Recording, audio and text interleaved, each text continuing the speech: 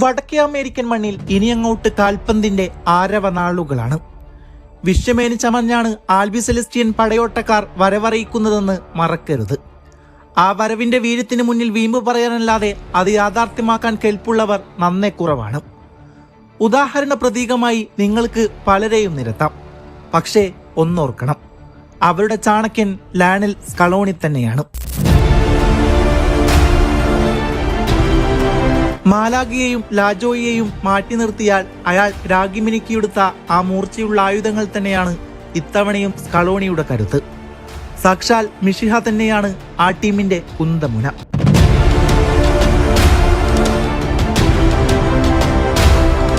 പ്രായത്തിന്റെ കണക്കുകൾ എനിക്ക് മുന്നിൽ പ്രദർശിപ്പിക്കരുതെന്ന മുദ്രാവാക്യവുമായിട്ടാണ് ഇന്റർ മിയാമിയുടെ കുപ്പായത്തിൽ അയാൾ കളം നിറഞ്ഞാടുന്നത്.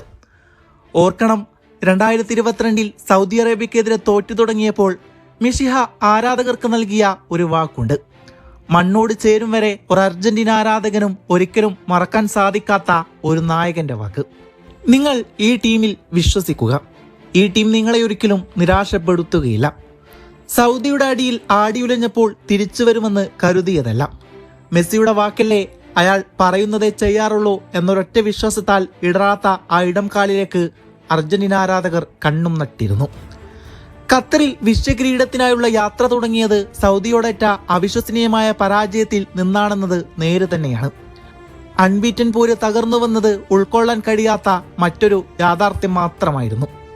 2 അടിച്ച് മെക്സിക്കോക്കെതിരെയാണ് ആദ്യ വിജയകാഹളം മുഴങ്ങിയത്.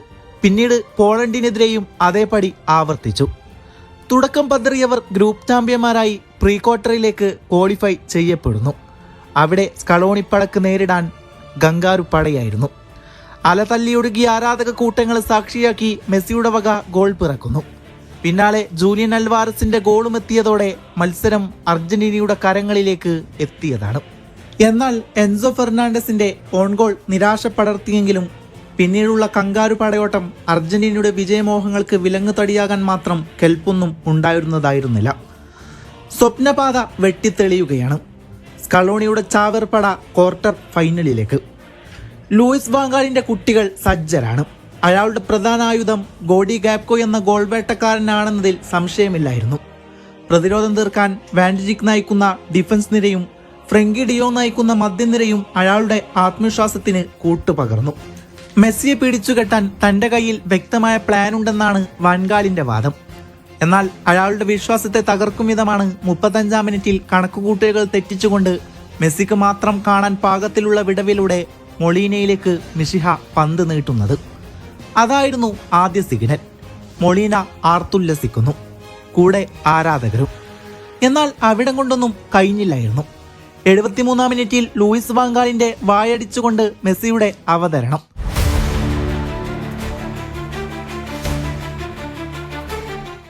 ഡഗൌട്ടിലിരുന്ന അയാളുടെ മുന്നിൽ പോയി കൈകൾ രണ്ടും ചെവിക്ക് പിന്നിൽ ചേർത്ത് വെച്ച് ടോപ്പോ ജിജിയോ സെലിബ്രേഷൻ.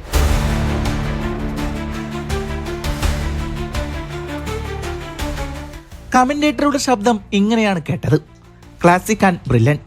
എന്നാൽ എല്ലാം പെടുന്നനെയാണ് ശാന്തമായത്. വെഗോസ്റ്റിന്റെ 2 അടിയിൽ അർജന്റീനിയൻ വിജയമോഹങ്ങൾ കടപുഴകുന്നു. മത്സരം പെനാൽറ്റിയിലേക്ക്.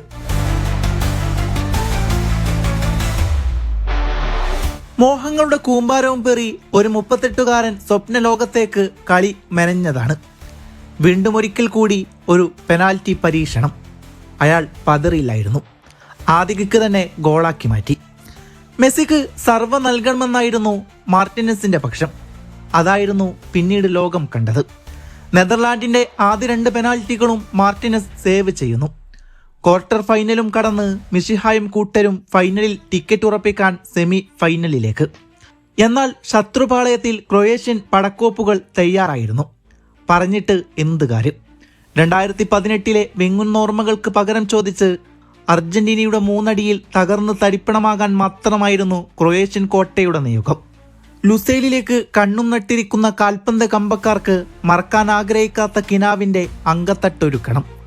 എല്ലാം ഇട്ടറിഞ്ഞന്ന് ദൂരേക്ക് നടന്നപ്പോൾ വീണ്ടും അയാൾ മടങ്ങിവരവിനെ ചിന്തിച്ചിട്ടുണ്ടെങ്കിൽ അത് ഈ പൊൻപുലരിക്ക് വേണ്ടിയാകണമെന്ന് ഓരോ ആരാധകരും മുമ്പേ നനച്ചതാണ്.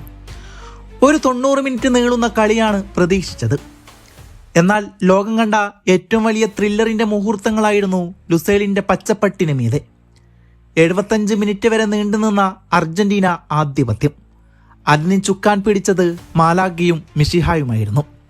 രണ്ടിന്റെ ലീഡ് കരുത്തു പകർന്നെങ്കിലും എംബാപ്പയുടെ അവതരണം എല്ലാം അവതാളത്തിലാക്കി.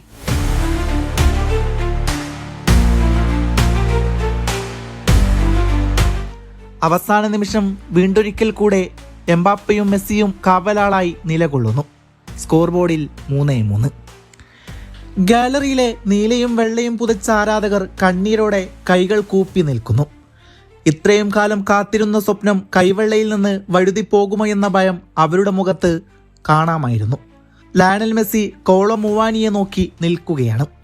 2014 മാറക്കാനയിലെ ആ സങ്കട ചിത്രം വീണ്ടും ആവർത്തിക്കപ്പെടുമോ? താൻ ലോകത്തിന് നൽകിയ ഫുട്ബോൾ മാസ്മരിതയ്ക്ക് പകരമായി കാലം കാത്തുവെച്ചിരിക്കുന്നത് മറ്റൊരു ദുരന്തമാണോ എന്ന് അയാൾ ചിന്തിച്ചു കാണണം. എന്നാൽ ദൈവത്തിന്റെ കളി മറ്റൊന്നായിരുന്നു. കൗളോ മുവാനി എന്ന ഡബിൾ ബാരലിന് മുമ്പിൽ ഇടതുകാൽ നീട്ടാൻ മാർട്ടിനസ് കാവൽ കവചം തീർക്കുന്നു. മത്സരം പെനാൽറ്റിയിലേക്ക്. ആദ്യം കിക്കെടുത്ത മെസ്സിക്കും എംബാപ്പക്കും തെറ്റിയില്ല. പിന്നാലെ ഫ്രാൻസിന്റെ ഉന്നത്തിനു മുന്നിൽ 2 തവണ എമിലിയാനോ മാർട്ടിനസിന്റെ തനി സ്വരൂപം. മോണ്ടിയലിന്റെ ഷോട്ട് നെയ്ലോൻമല ചുംബിച്ചതോടെ സർവ്വവിധ ശാപവും തീർത്ത് കാൽപന്തിന്റെ രാജാവും കൂട്ടരും ലോക കിരീടത്തിലേക്ക് നടന്നു കയറുന്നു.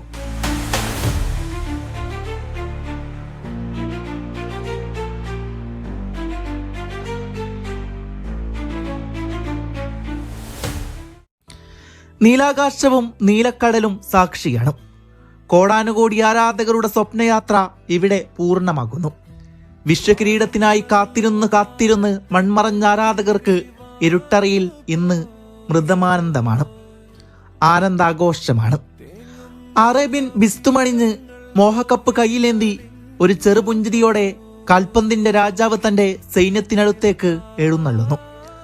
സർവം മറന്നാഘോഷിച്ച അർജന്റീനിയൻ കമ്പക്കാർ പരസ്പരം കെട്ടിപ്പുണരുന്നു. ഡോക്ടർമാർ വിധി പറഞ്ഞ ഇടത്തേക്കാൾ തളരില്ലെന്ന് അയാൾ ഉറച്ചു വിശ്വസിച്ചിട്ടുണ്ടെങ്കിൽ അത് ഖത്തറിലെ അത്ര മണക്കുന്ന സിംഹാസനത്തിന് വേണ്ടി മാത്രമായിരുന്നു. ക്ലബ്ബ് പ്രൊഡക്റ്റ് എന്ന ചാപ്പ കുത്തിയവർക്കിന്ന് പരിഹസിക്കാൻ പേരുകൾ ഒന്നുമില്ല. അയാൾ പൂർണ്ണനാണ്. ശരീരം മണ്ണോടലിയും വരെ ഓരോ അർജന്റീനിയൻ ആരാധകർക്കും മറക്കാൻ കഴിയാത്ത അമര നിമിഷങ്ങളാണ് ഖത്തറിലെ അത്ര പുകഞ്ഞ കാൽപന്ത് വസന്തം സമ്മാനിച്ചത്. ആ മഹിമ ഉയർത്തിപ്പിടിച്ചു തന്നെയാണ് സ്കലോണിയും സംഘവും പന്തെടുത്ത് തന്ത്രമെനയാൻ ഇത്തവണ അമേരിക്കയിലേക്ക് എത്തുന്നത്. ഹണിമൂൺ കഴിഞ്ഞെന്ന് സ്കലോണി തന്റെ പടയാളികൾക്ക് താക്കീത് നൽകിയതാണ്. അയാളിലെ ദീർഘവീക്ഷണം കാൽപന്തിന്റെ മിഷിഹായെ ഒരിക്കൽ കൂടി കിരീടാരോഹണം നടത്താൻ പോന്നതാണോ എന്നറിയില്ല. എന്തൊക്കെയായാലും ഒരു കാര്യം ഉറപ്പാണ്, ചുറ്റുമുള്ള ലോകത്തിന് പ്രവചിക്കാൻ കഴിയാത്ത മെസ്സിയുടെ തുകൽപന്തിനോടുള്ള കണക്ഷന് ഒരു മങ്ങലും വിങ്ങലുമില്ല. സർവ്വവിധ ശാപവും തീർത്ത് കാൽപന്തിൽ മറ്റാർക്കും അവകാശപ്പെടാൻ കഴിയാത്ത അൺസ്റ്റോപ്പബിൾ പൊസിഷനിലാണ് ഇന്ന് ആ 38-കാരന്റെ സ്ഥാനം. അമേരിക്കയുടെ മണ്ണും മനസ്സും അയാൾക്ക് സുപരിചിതമാണ്. അയാളിൽ നിന്ന് ആ പഴയ പേടിയൊന്നുമില്ല. കൂടെ എന്തിനും പോന്നൊരു ചാവർപ്പട കട്ടക്ക് നിൽക്കുമ്പോൾ പടവെട്ടാൻ അയാൾ തയ്യാറാണ്. അയാളിലെ മിറാക്കിൾ തേടി പോയവർക്ക് കാലം നൽകിയത് എന്താണ്? എല്ലാം ഉത്തരം കിട്ടാത്ത ഒരു പ്രഹേളികയിൽ അവസാനിക്കുമ്പോൾ കാൽപന്ത് കമ്പക്കാർ ഒരേപോലെ ചോദിക്കുന്നു, കാലമേ ഒരിക്കൽ കൂടി സാധ്യമാണോ മിഷിഹായുടെ ആ വിശ്വകിരീടാരോഹണം?